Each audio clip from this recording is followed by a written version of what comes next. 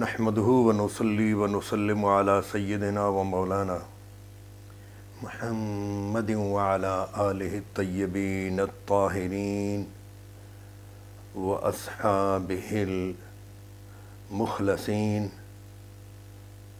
ومن تبعهم بإحسان إلى يوم الدين.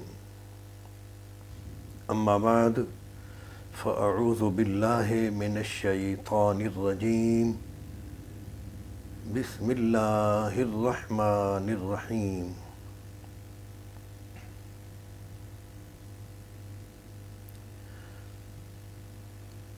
قال ربكم ادعوني استجب لكم. وقال تعالى في مقام آخر وإذا سألك عبادي عني فإني قريب أجيب دعوت الداع اذا دعان فلیستجیبوا لی.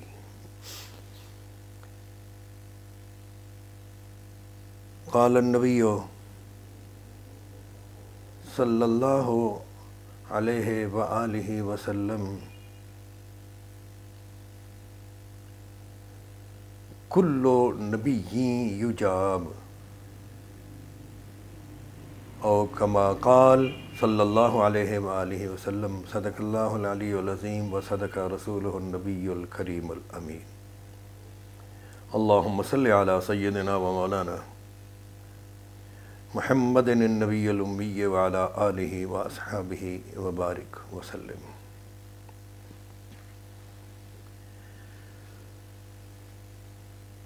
معزز اور مکرم سامعین و ناظرین، آج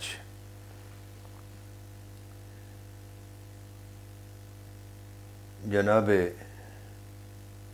مولانا فضل احمد چشتی کے بے بنیاد اور غیظ و غضب پر مبنی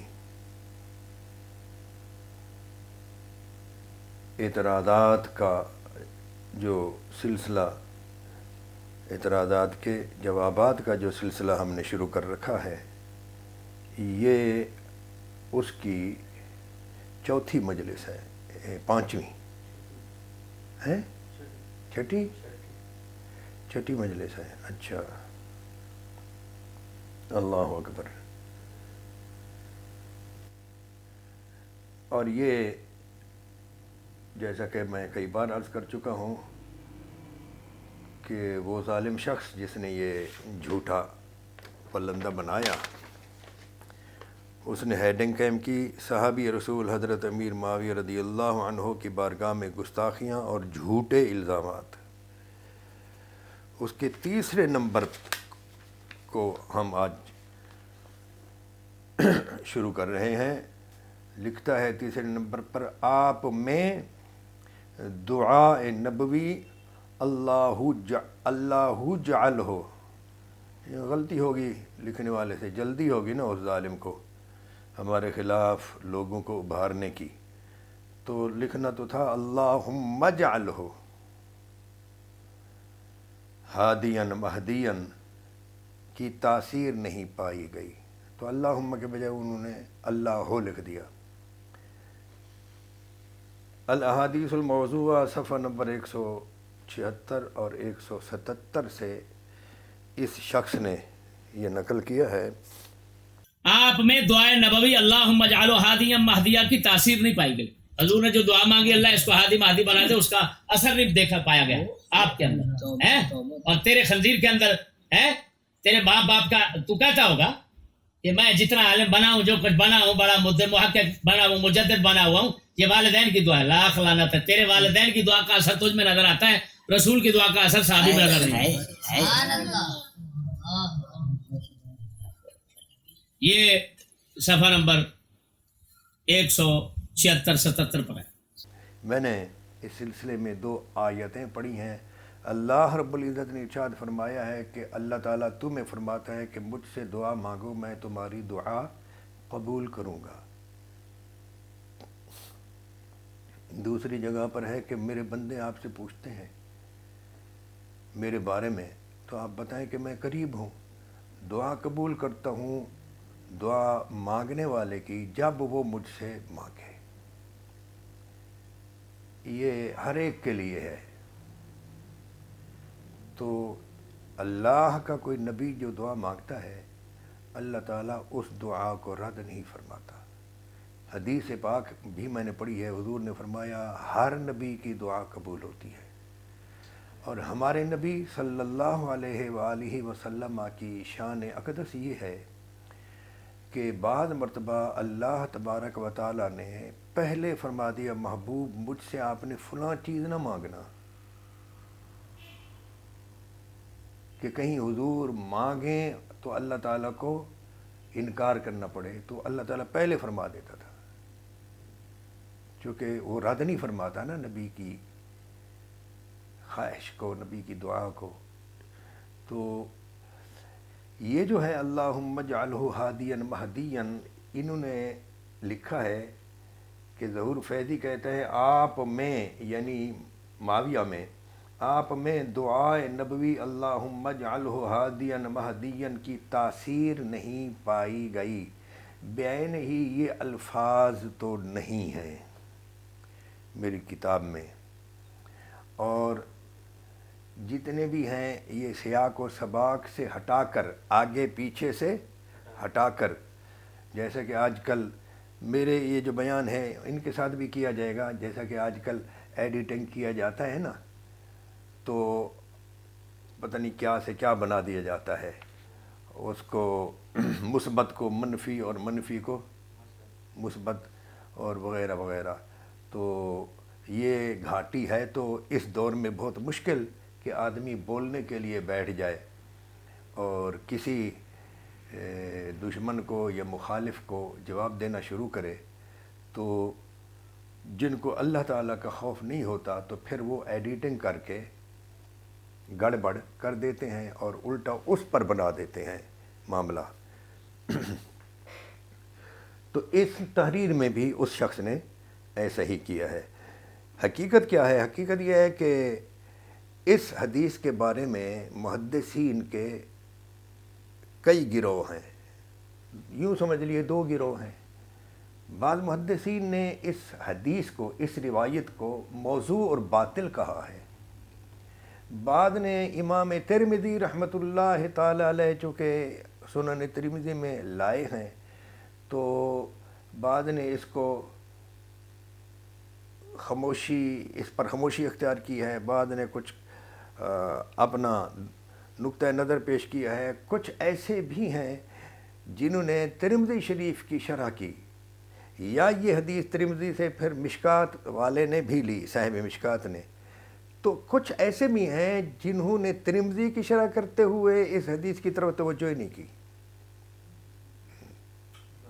حالانکہ مستقل نمبرنگ کے لحاظ سے ایک حدیث ہے کہ حدیث کی کتاب میں ہے، حدیث نمبر فلاں، حدیث نمبر فلاں، حدیث نمبر فلاں، الگ سند ہے، الگ روایت ہے۔ تو بعد نے مشکات کی شرح کرتے ہوئے اس کو لائے کہ توجہ ہی نہیں سمجھا، متن میں رہا ہے، شرح میں لے ہی نہیں ہے۔ بعد نے اس کو لیا ہے، پھر اس کو نقل کر کے، ذرا غور کرنا، ناظرین سے میری گزارش ہوگی خصوصاً علماء سے کہ انہوں نے لیا ہے اس کو، یہ تفصیل آگے آئے گی، حدیث کو لے لیا، پھر نیچے اس کے درج کرنے کے بعد اس کا راوی فلاں ہیں اور فلاں ہیں یہ کہنے کے بعد نا اپنی طرف سے کچھ نہیں کہا، صرف آگے امام بخاری کے استاد امام ابن اسحاق کا وہ قول نقل کر دیا کہ وہ فرماتے ہیں معاویہ کی شان میں نبی کریم صلی اللہ علیہ وآلہ وسلم سے کوئی چیز بھی صحیح سند سے ثابت نہیں، یہ قول نقل کر کے خاموش ہو گئے، چونکہ یہ دھونس، دھمکی، خوف یہ ہر دور میں رہا ہے۔ کیا کہ یہ معاویہ کے بارے میں وہ کوئی اپنی طرف سے قول کرے تو ڈر رہتا تھا۔ میں نے جیسا کہ اپنی کسی کتاب میں اپنی طرف سے ایک لفظ بھی نہیں لکھا، کل کی جو مجلس تھی ایک، یعنی کل سے مراد ہے پچھلی، کل تو نہیں ہوئی، جو پچھلی ایک مجلس تھی اس میں، بھلے وہ 5ویں تھی یا 6ٹھی مجھے اس وقت یاد نہیں رہا، اس میں نے کہا تھا کہ بھئی یہ فساد کا، فسق کا، کبیرہ گناہ کا یہ جو اقبال ہیں جتنے، ان میں سے کوئی قول میرا تو نہیں ہے، سب پچھلے علماء نے کی ہے، حتیٰ کہ تارک کتاب و سنت میں نے لکھا ہے اپنی کتاب میں، کسی مقام پر یہ آئے گا، یہ اس شخص نے بھی میرے خیال لکھا ہے آگے، تو وہ بھی میں نے اپنی طرف سے نہیں کہا۔ وہ کہتے ہیں کہ کیل ٹھوک رہا تھا کوئی، تو دیوار نے کہا کہ مجھے کیوں پھاڑ رہے ہو؟ تو کیل نے کہا کہ اس سے پوچھو جو مجھے ٹھوک رہا ہے۔ سمجھ گئے؟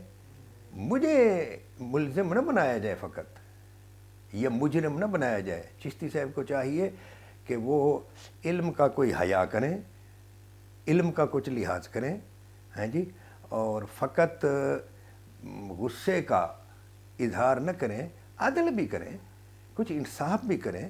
بھائی اگر آپ میرے خلاف وقت نکال کر بیٹھ گئے ہو تو کم از کم اتنا لحاظ تو کرو، ان اللہ یأمر بالعدل والاحسان، اتنا تو بتاؤ کہ بھائی اس کتاب کو الاحادیث الموضوعہ فی فضائل معاویہ جو ہے، اس کے لکھنے کا سبب یہ تھا کہ دعوت اسلامی والے جو لوگ ہیں انہوں نے امیر معاویہ کے بارے میں من گھڑت روایات پر مبنی کتاب لکھ ماری،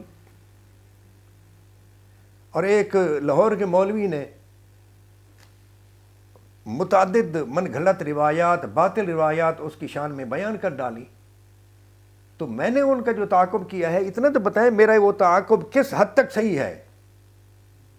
چشتی صاحب کو چاہیے کم از کم یہ بتلائے کہ فیضی مجرم تو ہے، لیکن فیضی کی کچھ باتیں صحیح بھی ہیں یا نہیں، تب پتہ چلے گا وہ عالم حق ہے یا نہیں، ورنہ علماء سوت بہت ہیں۔ چشتی صاحب کو بس وہ کنجر کا بچہ، خبیث کا بچہ، ظالم کا بچہ، دجال کی نسل، خنزیر کی نسل، فلاں کی نسل، صرف یہی آتا ہے، حق بیان کرنا نہیں آتا، اللہ تعالیٰ کے ہاں حاضر نہیں ہونا۔ تو آئیے، میں نے یہ لکھا ہے، میں ان علماء کے قول پر ہوں جو کہتے ہیں کہ اللہم اجعلہ ہادیا مہدیا موضوع ہے، بلکہ خود اس میں جو ایک راوی ہے جو کہتا ہے کہ میں نے حضور سے سنا، اس کی صحابیت بھی علماء کے نزدیک، محدثین کے نزدیک مشکوک ہے۔ اور یہ یاد رکھنا، بہت سے لوگوں کو صحابی بنایا گیا ہے، جس طرح حدیثیں گھڑی جاتی ہیں نا، اسی طرح صحابی بھی بنائے گئے۔ اور میرے پاس ایک کتاب آئی ہے تازہ، اس میں سنیوں کی، اس میں اس نے ایک شخص نے صحیح اخبار و صفین، یہ کتاب، تو یہ امیر شام کا بڑا دفاع کرتا ہے، حضرت عمر بن عاص کا بڑا دفاع کرتا ہے، لیکن اس نے بھی لکھا ہے کہ صحابی بھی بنائے گئے ہیں، پیدا ہی نہیں ہوئے، جو لوگ پیدا نہیں ہوئے ان کے نام سے سند بنا دی گئی اور صحابی ظاہر کر دیا گیا۔ ایسے نہیں کہ بندہ چل پھر رہا تھا اس کو صحابی بنایا ہے، دنیا میں آیا ہی نہیں، نام بھی بنا دیا، صحابی بھی بنا دیا، یہ بھی ہوتا رہا ہے۔ تو یہ جو اس حدیث کا جو راوی ہے اس پر بھی شک ہے علماء کو کہ یہ راوی ہے ہی نہیں، یہ صحابی ہے ہی نہیں۔ آئیے یہ ذرا گفتگو اللہم اجعلہ ہادیا مہدیا پر یہ کئی قسطوں میں ہوگی، تو ہم اس کو اپنی کتابوں سے کچھ مخفف کر کے، مختصر کر کے آپ کے سامنے پیش کریں گے۔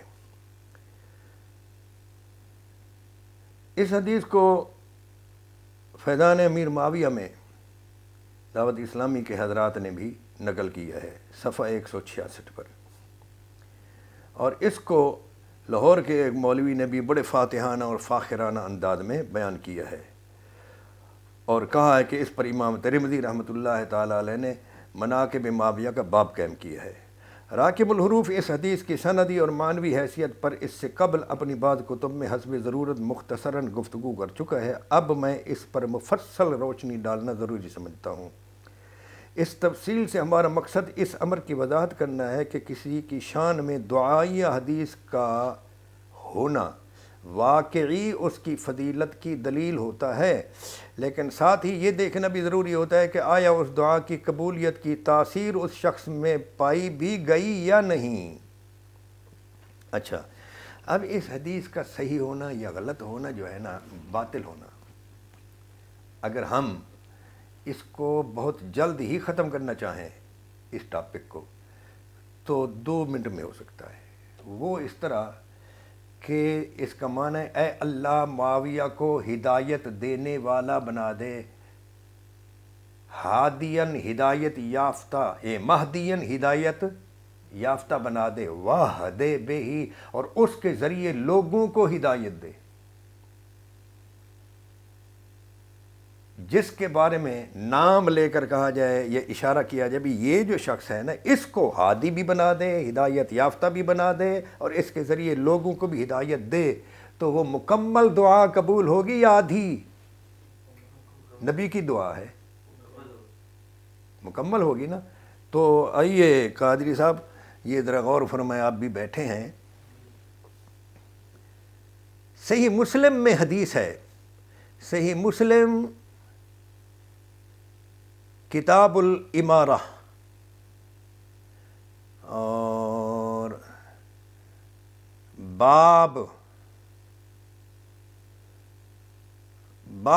وجوب الامر بالوفاء ببیعۃ الخلفاء، اس میں ایک حدیث آئی ہے حضرت عبد الرحمن بن عبد رب الکعبہ، وہ فرماتے ہیں کہ میں مسجد شریف میں داخل ہوا، وہاں حضرت عبداللہ بن عمرو بن عاص رضی اللہ عنہ بیٹھے تھے کعبہ کے سایہ میں، اور لوگ جو ہیں ان کے ارد گرد جمع تھے۔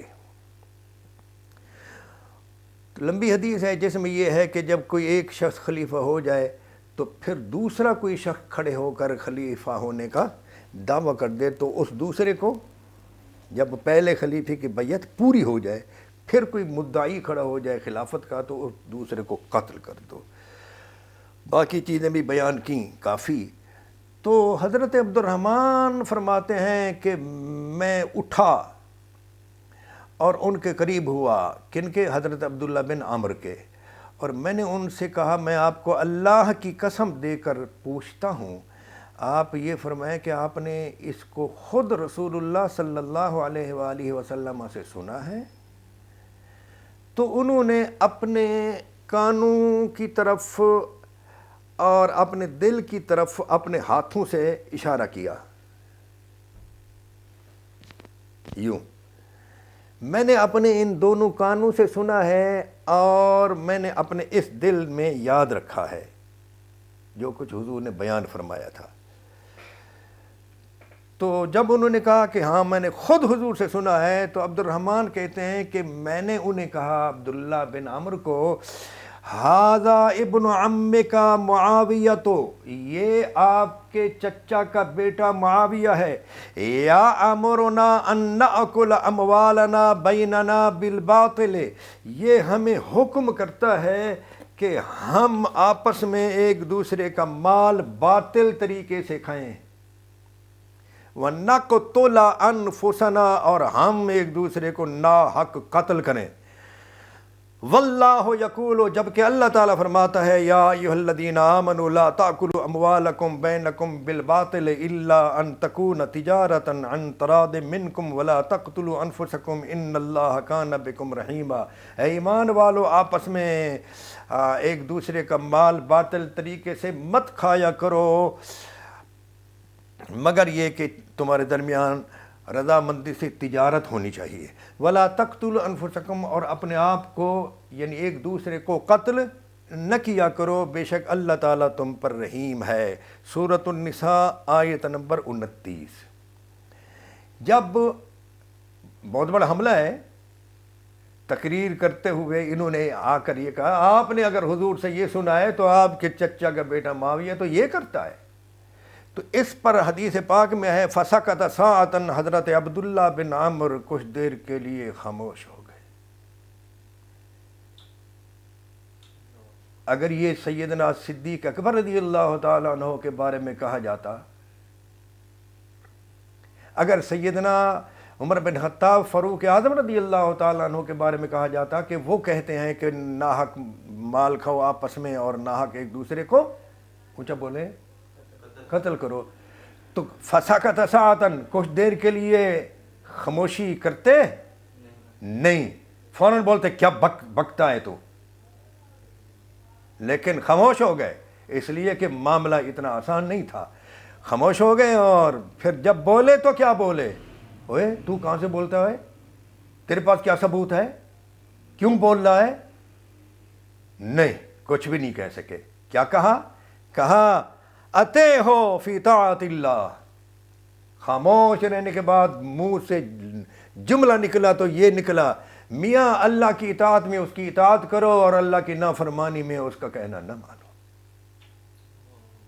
یعنی اس کے علاوہ ان کے پلے جواب دینے کو کچھ تھا ہی نہیں۔ تو جس کے لیے اللہم اجعلہ ہادیا مہدیا وہدی بہ آیا ہو، اس سے یہ ہوتا ہے، جو محدثین کہتے ہیں کہ یہ موضوع اور باطل روایت ہے ان کو مانو، ان کا پلڑا بھاری ہے، اس لیے کہ کسی مسلم کی حدیث یہ کہہ رہی ہے۔ مولانا آپ نے اپنے طور پر ہند و پاک میں جو ایک عقیدہ تراش لیا جاتا ہے، یا جہاں کہیں بھی عرب و عجم میں کوئی عقیدہ تراش لیا جائے تو وہ عقیدہ زیادہ پیارا ہے یا حضور کا فرمان زیادہ پیارا ہے یا صحابہ کی، یہ صحابی نہیں ہے۔ عبداللہ بن عمر بڑے صحابی ہیں یا معاویہ بڑا صحابی ہے؟ عبداللہ بن عمر رد نہیں کر سکے، تو کون ہے رد کرنے والا؟ مولوی شرم کرنا چاہیے، حیا کرنا چاہیے۔ قسم کھا رکھی ہے، کہاں ہے قرآن و سنت میں کہ کسی صحابی سے اگر کوئی غلطی ہو تو بس وہ صحابی ہے تو بس سب کچھ معاف؟ یہ کہیں نہیں ہے۔ قرآن میں ہے یا نساء النبی من یأت منکن بفاحشۃ مبینۃ یضاعف لها العذاب ضعفین، اے نبی کی بیویوں تم میں سے اگر کوئی کسی برائی کی مرتکب ہوئی تو اسے ہم ڈبل عذاب دیں گے۔ اور آگے یہ بھی ہے وَمَن يَقْنُتْ مِنكُنَّ لِلَّهِ وَرَسُولِهِ، اگر تم میں سے کسی نے نیک عمل کیا اس کو جزا بھی ڈبل دیں گے۔ آج تک یہ ہے کہ مولوی سے غلطی ہو جائے تو زیادہ انگلیاں اٹھتی ہیں، سمجھ گئے یا نہیں؟ تو صحابی اگر قتل کرے یہ معاف ہے اس کو؟ کس کی شریعت ہے؟ مولوی حیا کر۔ ہم علی کے لیے ہم آواز نہیں بلند کرتے، ہم ان حدیثوں کی وجہ سے آواز بلند کرتے ہیں جو علی کے لیے آئیں۔ ہم عمار بن یاسر کو نہیں جانتے، عمار بن یاسر کے لیے جو احادیث آ گئی ہم ان کی وجہ سے آواز بلند کرتے ہیں۔ تم نے سارا دین اس کو سمجھ لیا ہے جو قاتل تھا ناحق، جو مال باطل کھانے کا آرڈر کرتا تھا اور جو کوئی اس کا کہنا نہیں مانتا تھا تو اس کو قتل کرا دیتا تھا، اس پر سارا دین بٹھا دیا ہے۔ افسوس ہے۔ آئندہ مجلس میں اس پر بقیہ گفتگو کریں گے۔ وما علینا الا البلاغ۔